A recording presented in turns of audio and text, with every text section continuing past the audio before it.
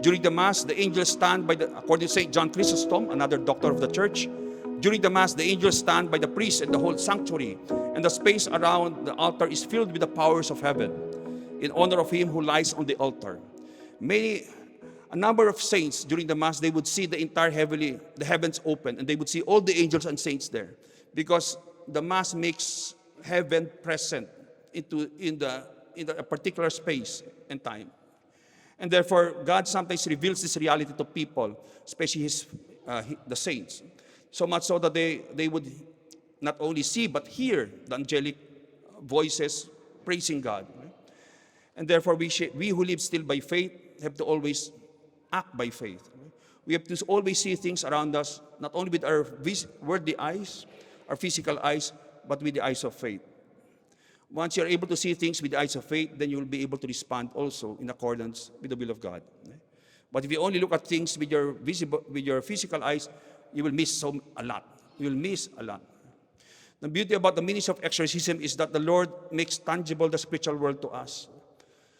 So much so we see a lot of the things that paranormal, things that very, very few see. That in the beginning is very terrifying. The exorcist usually gets traumatized in the beginning. That's why we usually have some form of bonding, some form of processing. Because the priest, of course, he's trained in theology, the sacraments, but in the past year, it's only now, but in the past years, they were never trained to combat a being from the depths of hell, in a tangible way, okay? So, but the beauty about the ministry is that because the Lord allows the exorcist to experience the reality of the diabolical world, the tangibility of the diabolical world, he gives also the exorcist a lot of consolations that the spiritual world also becomes more tangible to him, because God can never be outdone in generosity. He gives the exorcist extra consolations to see the many miracles, spiritual miracles, because tangibly, the presence of God in a tangible manner. There are so many blessings that I've not known any exorcist who on his own retired. Right? Even Father Gabriel Amorth, who I trained with in the early 2000 when I was in Rome, never retired. He died past 90, he was still exercising. A week before he died, he was still exercising. Right? Of course, the three archangels, Saint Michael, have a devotion to him for diabolical attacks. Saint Raphael, if you have a sickness, for healing and against lust, he is the angel that we call upon when we encounter the demon of lust, Asmodeus. Right? Usually, the demon Asmodeus, we encounter him a lot of times with people who have been sexually abused, and then they get possessed. Saint Gabriel, when we want to proclaim the gospel, for example, or to evangelize, we call upon Saint Gabriel to become better evangelizers and witnesses of the kingdom of God. And of course, the important thing is to also have your devotion to your guardian angel. There is, of course, the angelic chaplet, which is this is a sacramental connected with the angels. The promises connected with this devotion are the assistance of the angels in life and after death, the liberation of the soul and its relatives from the pains of purgatory. Okay? So this is a sacramental that is very, very effective. And it pleases the angels, no? Right? The angelic chaplet. So don't forget your guardian angels. The role is to get us to heaven above all. So have a devotion to them. As I mentioned, the more you interact with them, pray to them, I usually speak with them every day, right? You become more and more sensitive to their presence. So much so that when you call upon them, you immediately sense their presence. You experience a deep consolation or peace. You experience their power, their intercession. And the more you engage in a relationship with your angels, they will become more and more tangible. Of course, you will never see them, but you will be able to sense a presence that is protective. They are given to us, the guardian angels are given to us at conception. Right? That's why when life is aborted, a child is aborted, the guardian angels screams to God for that great crime. Right? They're given to us at conception. They would bring us to meet Jesus when we die, and would even be with us, interceding and consoling us if ever we are sent to purgatory. So they will never leave us from the moment of conception. Even if we are sent to purgatory, they will be there consoling us, okay? Giving us hope. Right? Their mission will only end when we enter heaven. Then they leave us when we enter heaven. Right? So I would like to say a little about spiritual warfare. As I already mentioned a little about it, because this is very, very important. Right? Because of course, as I mentioned, this topic is something that is quite controversial. Right? But the church has engaged with the demon since the time of Christ. Right? And the devil doesn't want this, we may say, this topic to be explained or expounded or shared. And I will share why, right, later. So spiritual warfare, it means this: from the beginning of the Bible to its end, the devil is the antagonist of salvation history. The greatest enemy of man is the greatest enemy of God. Right? The greatest enemy of God is the greatest enemy of man. Okay? The greatest enemy is not among ourselves, it's outside of us. Okay? And they are fallen angels. That's why St. Pope Paul VI mentions this matter of the devil and of the influence he can exert on individuals, as well as on communities, entire societies, or events, is a very important chapter of Catholic doctrine, which should be studied again, although it is given little attention today.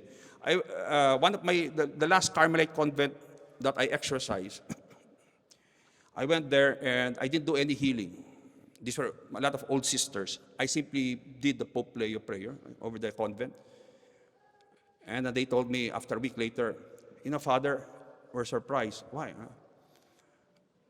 Now, it's the first time many of us we couldn't kneel anymore with arthritis. First time that all of us were able to kneel on the pews. So I said, remember, I didn't do any healing, right? I simply commanded spirits to leave. So that means they were actually aggravating certain conditions that were actually in you. They were actually present. Right? And they said, and after that, Father, we were so surprised because it's the first time that we were able to meet. There was no even any type of conflict. There was a lot of peace. There was a lot of kindness among when we would share, which was not present before. So I said, see, you can see how the demons can aggravate even negative emotions. So much so that they become, they get out of control. And ordinary grace and the will is not enough because you're dealing with an aggravating factor. And that's why you have to understand, when Jesus would encounter a demon, he would always expel them. And demons in the gospel, if you notice, my dear brothers and sisters, could cause sicknesses. Right? I'm not saying they're causing a lot of the sicknesses. I'm saying that if they're there, they can aggravate any sickness. Because we have doctors, even who were cases, and they told us, Father, the sickness is still there, but now the medicines are working. Before, the medicines were not working. Or they couldn't diagnose, but after we prayed prayers of deliverance, suddenly the doctors were able to diagnose our sickness. So the devil can, as grace builds on nature, the diabolical also builds on nature. When he sees a vulnerable area in our life, he tends to enter there, latches onto it, and aggravates that condition. So Pope Paul VI tells us this is something very important, especially today. Although it's given little attention today, the study of spiritual warfare. So the first challenge of spiritual warfare is mastering the demonic in our lives. Why?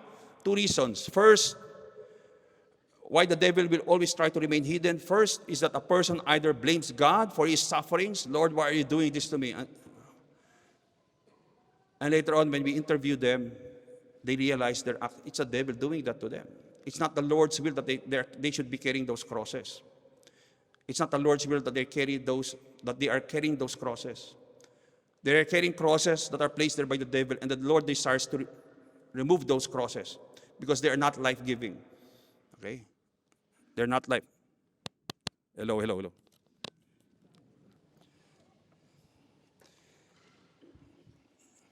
As I said, the devil doesn't want to be exposed.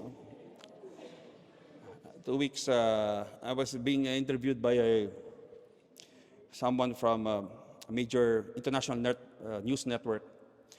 And they said, Father, this is the first time, now that I'm interviewing you, that I have all these weird experiences. Okay? He was starting to scratch. He was starting to have headaches. What's happening? I said, because the devil doesn't want to be exposed. Precisely because his greatest weapon today is that either he doesn't exist, or if he exists, he cannot do anything really in our lives. Right? He's there, okay, but he's chained in some place that he cannot in any way touch us. And that's nonsense. Right? That's nonsense. So again, priest, I tell you exorcists, you have to, when people come to you, at least try to discern. Don't immediately say it's psychological. Because not once did Jesus in the gospel say, that's not diabolical, you go to the doctor, okay? Or I will just heal you. All the possessed people who came to him, he exorcised all of them. So don't assume something is, don't just say something is psychological immediately. You have to do a proper interview. Especially when there are a lot of paranormal occurrences. Like for example, the person, wherever the person is, seemingly there's a lot of freak accidents going on. Or wherever the person is, suddenly the people around start to get sick. Or a lot of paranormal sightings are seen where the person is. Like diabolical apparitions, shadows, noises without any natural cause. Okay, and the second reason, of course, as I mentioned, the person is better conquered when he does not know that he is under attack. If you don't believe there's a terrorist cell in nearby, you will be vulnerable. When he attacks, you will be totally wiped out. Right?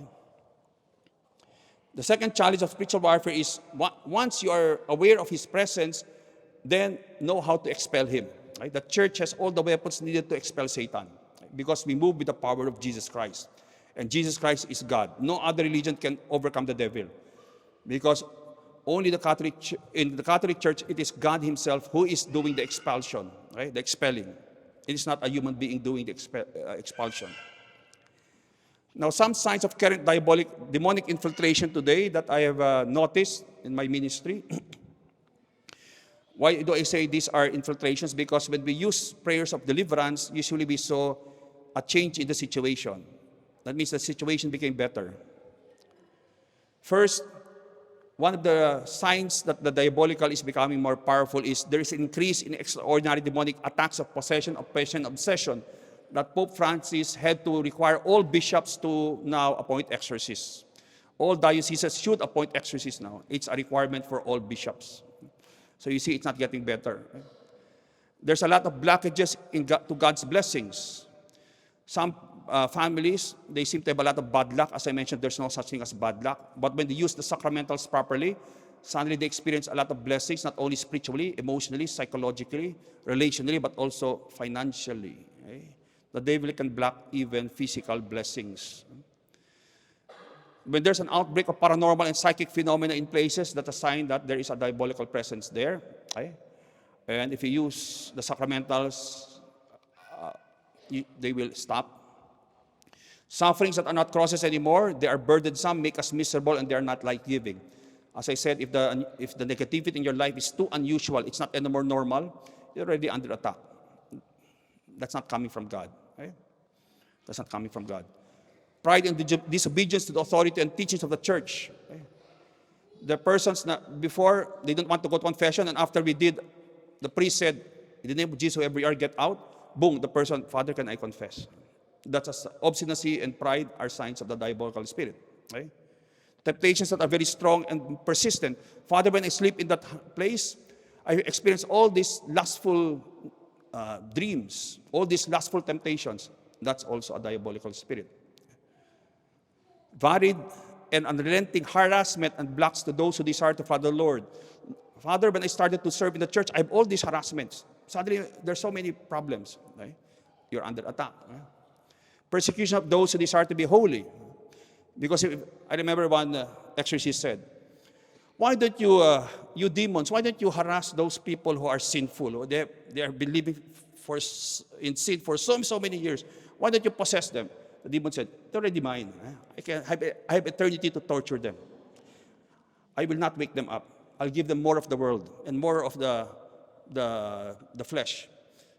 As long as they don't think of God and they don't in any way try to return to Him. Right? Because once they rock the boat, the person will realize something's going on. Right? That's why the devil, if a person is really deeply, we may say, in the clutches of the devil, usually will not anymore see any manifestations because basically the demon has a right over him. The only person Jesus did not exorcise who was possessed was, of course, Judas. When Satan entered him, Jesus didn't go out and exorcise him because Judas, with full knowledge and full will, made a choice. That's why you cannot exorcise a possessed person if he doesn't want to return to the Lord. Just like I cannot absolve a person, I cannot absolve a person if the person is not really repentant. Right? The sacrament does not work that way. Right? It doesn't. God's love doesn't force. Right? So we also with the sacramental of exorcism, the person should desire to return to a relationship with God, right? And that is the number one requirement, right? Because it is not magic. Also, when there's a loss of a sense of sin and death of conscience, okay, that's another sign of the diabolical. We have some cases for young people, after they did some prayers of liberation, suddenly saw what they were doing was very sinful. But they said, Father, my conscience suddenly was awakened after I did some prayers of liberation. Before I thought they were not sins. Now I see it became clear to me that these are things that are hurtful to God. Uncaused and intense anger, sadness, and fears that end with murder, suicide, and mental illness. Maybe 90% of the cases who had suicidal tendencies and would hear voices that they commit suicide after they were given prayers, assignments, and prayers of liberation, or sometimes exorcisms. They said, Father, suddenly these voices stopped and these urges ended. So you can see how in the ministry of exorcism, we see how the devil has actually entered in, is actually very, very active. It is not seen unless you are there in the ministry. And then you see the effects of prayers of spiritual liberation or exorcisms and the use of the sacramentals. As again, I mentioned series of bad luck and freak accidents.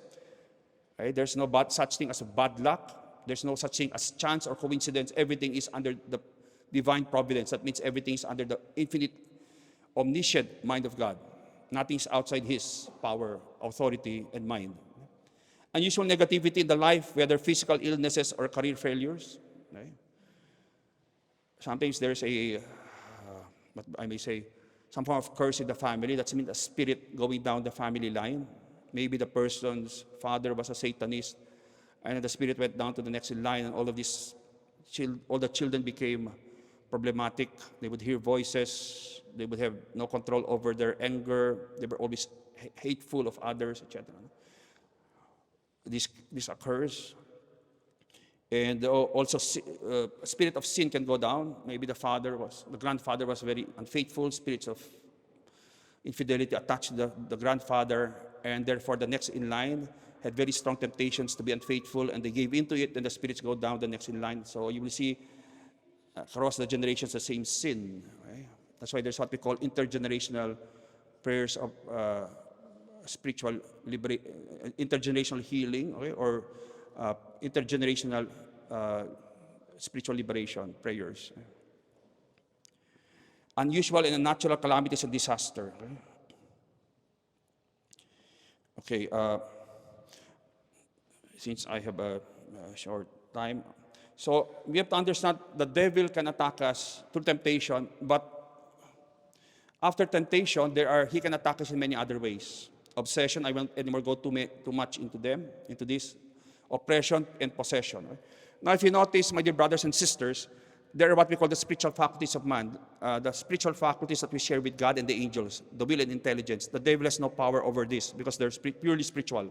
But the devil has power over material faculties in us, our emotions, our imagination, and our memory. Right? As I mentioned, they can trigger emotions, and especially they can attach to emotions if they are disordered or undisciplined. They can put images in your imagination, and they can trigger negative memories again and again. Because some of our cases, after they were liberated, suddenly they realize, Father, my emotions are so at peace. I have more control over them, and even the thoughts that come into my mind, they're gone. The difficulty there is that sometimes, because these thoughts come from out of nowhere, sometimes we think that they are coming from our brain, right?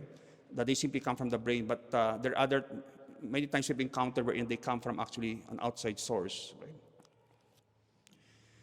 Okay, so I want any more. So just some examples of obsession would be strong temptations and addictions. So, okay. So, Father, after I played, I played with the Ouija board. Suddenly now I experience all these very strong temptations. Or I see all these black shadows around me. Or now I want to kill myself. Or I have thoughts to harm myself. Right? And they started after I played with the Ouija board. Right? So that's an example. You may have strong sexual thoughts and impulses, hear blasphemous voices. You might have diabolical paranoia. Father, when I try to sleep, I see the face of the devil. Okay?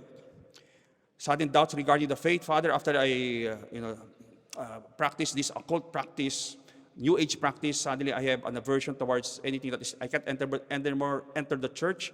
I feel when I pray, it's very dry. The consolations that I used to have in prayer, they're gone. Right? Intrusive negative thoughts, images, memories, and feelings. Oppression is the attack is from the outside, not anymore from within. The person wakes up with bruises, pains, and internal movements in the body without any cause. The doctors cannot find any cause. Deterioration and non-diagnosis of sicknesses and heaviness. The person always feels drained. He always gets night terrors, incubus, succubus attacks, nightmares that are very lucid and vivid. That means it doesn't come from the unconscious. Especially when a person sleeps in an infested, maybe like hotel room, right? And the person is a bit sensitive to the spirit world. We call that a person who is psychic. Right? You can tend to have a lot of, in places that are infested with spirits, you can have terrifying night terrors. Okay, these are like nightmares, but they are more vivid, lucid, and they affect the emotions with dread. Divisions and deteriorations of relationships. There are spells that witches can do to break relationships or to make a person obsessed with them. Drop and failure in business, usually when a business is cursed by a competitor and the business has not been blessed. Unusual and grave sicknesses and suffering, series of bad luck and freak accidents, physical and sexual attacks during waking hours. So of course, possession, it's when there's a full takeover of the body and its senses, and after the demons leave, the person awakes from a deep trance, a deep hypnotic trance, and the person remembers nothing. So that's what we call possession. So if you notice, there is temptation, and there are other different levels of diabolical attacks after temptation. Now, if you note, the next schema, the next image is about a schema I have made. Right? Okay. If a person, for example, lives a very sinful lifestyle or has a lot of occult practices, usually demons build up in time. Right? They latch onto you. Imagine the demons, the person is starting to live a sinful lifestyle. Right? The demons start to become more and more in their capacity to fill the person. Imagine the person is like a glass getting filled with water. As demons become more and more, they become more and more powerful to attack the person extraordinarily. So imagine 5%, there is still no reaction externally. Once the demons reach 40% capacity, no reaction yet. But once the demons reach 60% capacity in the person doesn't return to God, the person starts to experience obsessions. When the demons reach 80% capacity, they start to experience oppression. If that person doesn't yet return to God, boom, 100% capacity is filled, the person gets possessed. But a number of them are walking possessed. What do I mean by that? That means they will not react they can enter the church, they can have jobs, etc. But the devil owns them so much that the demons do not react. But when an exorcist does a solemn exorcism, that means he commands the spirit to manifest. If they're hiding, you will see the reaction. But the demons are so entrenched that they can already go and receive Holy Communion. The demons are being burned, but they can still remain attached to the person. Right? So that's why very evil people, even Satanists, can receive communion. Right? Because they've sold their soul to the devil. The demons are being burned, but the demon the demon allows them to go to the Blessed Sacrament so that they can desecrate it. Right? So in Rome, they taught us how to detect persons who were trying to steal the Blessed Sacrament. Because many Satanists know that it is really Christ in the Blessed Sacrament. And therefore, if you ask a Satanist, you have a lot of hosts there, and there's one that is that has been consecrated, they can immediately detect that. Right? They can immediately detect that. And I remember I had a relative, I just came from the States a few weeks back, and he got possessed. And because some cult prayed over him, a spirit entered, like mediums, a group of mediums, channelers prayed over him, and a spirit entered into him. And he said, when the demons had possessed him, his consciousness was still there. And when he tried to look at the Blessed Sacrament, he couldn't look up because the light was so bright. Right? It was so bright that he said, Father, this is the first uncle, he was actually my nephew, the first time that I realized really the presence of Jesus in the Blessed Sacrament. I felt the fear of the demons. That they were using my body, they couldn't even look up because of so intense the light in the Blessed Sacrament. And he said, now I really believe the real, because I experienced the dread, the fear, the hatred of these demons in my body, through my emotions when I was in front of the Blessed Sacrament. Right? So the two major targets of the demons today are the emotions, the heart, we call it, and the mind. Okay? So these are the two areas that we have noticed that the devil tends to attack now in a lot of our cases. So always guard your emotional life, especially unforgiveness. You cannot exorcise someone who has not forgiven. So if there's still unforgiveness there. Even in Rome, they mentioned it to us again and again. Don't exorcise someone if there's unforgiveness. The demons have the right to remain there. Okay? It will never be successful, and I experienced that. In my 23 years as an exorcist, I've never been able to, Christ in me has never been able to expel someone with unforgiveness. That's why some people come to us, they say, Father, I've done the assignments, etc. But when you pray over them, the demons are obstinate. And we tell the person, you have not really forgiven. Yes, actually, I've not forgiven, Father. So I said, you cannot fool God, right? And you cannot fool the devil. The devil knows he has a right to your body. Okay? So guard your emotional life. Remember that giving in to a negative emotion or sinful emotion would quiet it temporarily, but it will give greater strength to it later on. And when the more an emotion is disordered, the more demons will tend to latch onto that. Okay? And later on, they will discover that they have no more control over their emotions. They just run amok. Secondly, continually strengthen your will, master and discipline your emotions. Catch yourself immediately when the emotion is still weak. That means, as human beings, our intellect and will should be always above our emotions. Reality is not based on what I feel; it's based on what I know to be true and what I see to be true. It is my intellect and my will that dictates my actions. It should never be my emotions. That's why if you notice, the animals don't have intellect and will, they only have emotions. Okay? They act according to instincts. But us, we are above the animals because of our intellect and our will. Therefore, we have to live according to our intellect and will that should be guided by our faith. Check your thought life. Okay? This is another area of attack. Be constantly aware of your thought life and where it is bringing you. Because as I mentioned, the devil can put thoughts there, and if you think it's coming from your mind, you will not fight it, you will even rationalize it, and not knowing later on you feel already depressed or angry. Okay, actually, the demons can actually put thoughts there.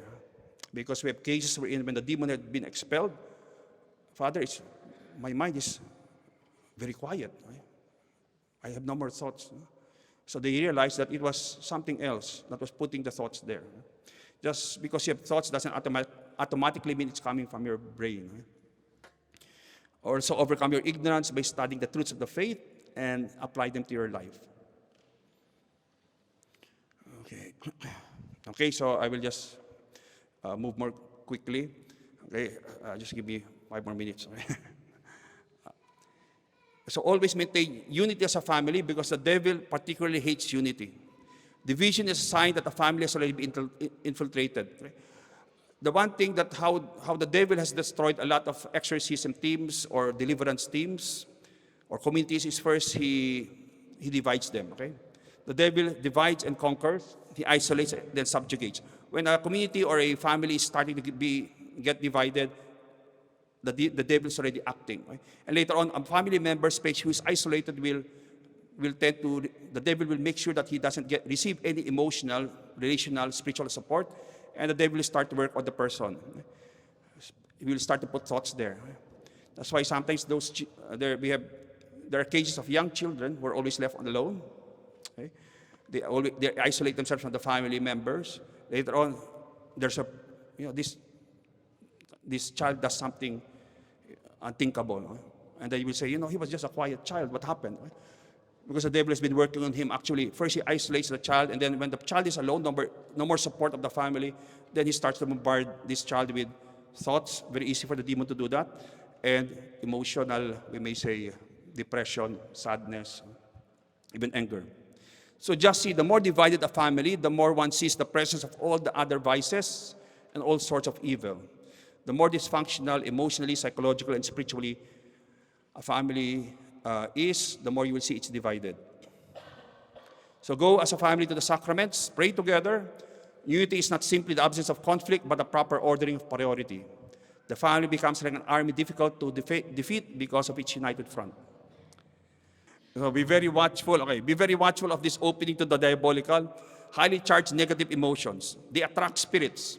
Usually, one of the major things we ask when a house is infested, there's a lot of paranormal occurrences. And usually, we always get the affirmative. We ask, how are your relationships? Father, we're always fighting. Boom. Right? That's usually a common answer always. When a house becomes infested, haunted, look at the relationships among the family members. There's a lot of emotional negativity, a lot of emotional conflict. And that this is something that attracts fallen spirits. And when they're attracted to it, they aggravate whatever they find there. So the next fight becomes worse. So if ever you have some form of emotional conflict, immediately use the sacramentals of the church. Create a sacred atmosphere so that demons that want to aggravate the next fight that may occur will not be present. Okay? So remove all dissensions from the home. These attract powerful demons. Okay? Parents use the sacramentals over the children in the house. The right of parents over the children is not a right of lordship, but the right to safeguard them and develop the seeds of holiness in them. Don't forget as a family to do charitable works of mercy as a family, because the family can also become narcissistic in itself. Okay? It should learn as a family to also be a vehicle of God's mercy towards people in need. Okay? As I want to quote Pope John Paul II, the great danger for family life in the midst of any society whose idols are pleasure, comfort, and independence lies in the fact that people close their hearts and become selfish. So even families can become selfish. Because, of course, it's easy to love relatives, although something's not so, no? But it's harder to love people who you don't know. Have family devotions that the family finds meaning as a family, like the devotion to divine mercy, chaplet, and make these family traditions that go down the generations. Create a sacred atmosphere in your home. Make sure all rooms have sacramentals and all religious objects have been blessed by a priest. Make sure everyone has a blessed object on him, like a scapular, St. Benedict's medal. Okay? We have seen in exorcisms how effective sacramentals are, that the demons really get burned by them. Okay? You have to see it to see how the demons actually hate and are very afraid of sacramentals. This is the sacramental against diabolical attacks, the St. Benedict's medal, the devil-busting medal. Blessed Anne Catherine Emmerich states that the St. Benedict's medal is a preventive against poison, pestilence, sorcery, and attacks of the devil. There was one medieval town, convent, community of monks, that the witches in the Middle Ages were trying to curse. They were sending curses, but there was no effect. So they wondered why. So the bishop sent a team to look at the convent, and they found the St. Benedict's medal around the walls of this convent. So this is the sacramental that is used to protect against fallen angels. That is its specialty. Now in the book of Exodus, okay, remove all superstitious, idolatrous practices in your home. Stop them and remove any idolatrous objects in your home. These are sins against the first commandment. Okay, CCC 2111. Okay, in the Philippines, we have a lot of infested homes. Okay? Why? Because they practice superstitious practices. Okay? Sige, Owen. So, dispose of all occult paraphernalia. These are powered by not the Holy Spirit, but the pagan deities, pagan spirits. Buddhas, feng shui, good luck charms, and any object, magnets, crystals, and oils that supposedly attract positive energies. That's nonsense, okay? God is not an energy, nor is He attracted by magnets or crystals. And there's no such thing as negative energies, okay? That is not scientific, that is against science and against our faith. Okay? That is a belief in actually, that is a heresy. We call it pantheism, where they believe God is an energy and surrounds all of us. Right? That's nonsense. God is a person. So remove from your homes all of the, especially Filipinos, all of this, okay? When we do exorcisms of homes, usually spirits are attached to these objects. God is enough for us. We don't need to go outside the faith to find blessings, okay? If God is not enough for you, then you're still, basically, your faith is still lacking. Okay, don't go to, okay. Don't go to, when you're grieving, spiritists, mediums, faith healers, witch doctors, energy and psychic healers, fortune tellers, tarot card readers, witches, black magicians, sorcerers. Okay, in Deuteronomy chapter 18, verses 9 to 12, whoever does these things is abhorrent to the Lord. Another cause of infested homes. So the next is some of the sacramentals you can have: holy water, exorcise oil, exorcise salt, blessed candles, blessed bell. We use that in the ministry of exorcism. Have a manual of prayers of liberation and protection. So don't only have a manual of prayers for healing and for blessings, but also have a manual against fallen angels, right? Because they are more active now than before. Pray regularly Gregorian music. Demons hate Latin, right? And therefore they react very much when we pray in Latin. Because Latin is the official language of the church, and the demons have been expelled by so many exorcists and saints using this language. When you are being disturbed in your mind, light a blessed candle. Okay? Part of the blessing of the candle is to create a sacred space around you to drive away distracting spirits. Don't forget to have your animals blessed. One of my first exorcisms was I had to exorcise a woman, and when I was exercising her, the pet dog outside started to become very wild. Okay? It was howling and barking so loudly. I had to go out, and when I exercised the dog, the spirits left and went back to the woman. And the woman started screaming and shouting again. So I saw for myself that, yes, the Gerasene demoniac, where demons were thrown, the pigs, to animals, occurs. Okay, check if anyone in the family has been accessing occult sites. So sometimes the entire family is okay, but one member of the family is accessing occult or very immoral sites through the internet. The infestation centers in the room of that person. Okay. So now the last slide is, we are now facing the final confrontation between the church and the anti-church, according to St. John Paul II, the gospel versus the anti-gospel. The third sickle of Fatima, the angel with the flaming sword. Okay.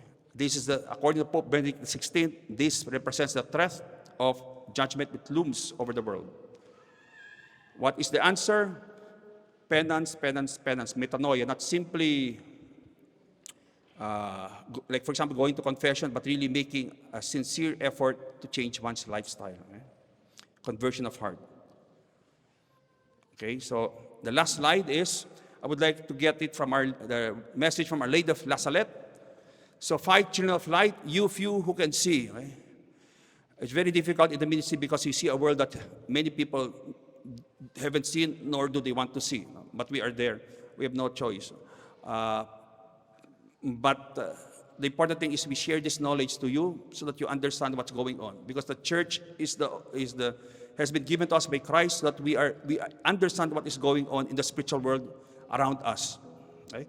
And therefore, my dear brothers and sisters, it's very important that we look at things with the eyes of the church, and we look at things with the eyes of faith, so that we'll be able to respond always with faith and with the proper response of love. Thank you very much, and good evening to everyone.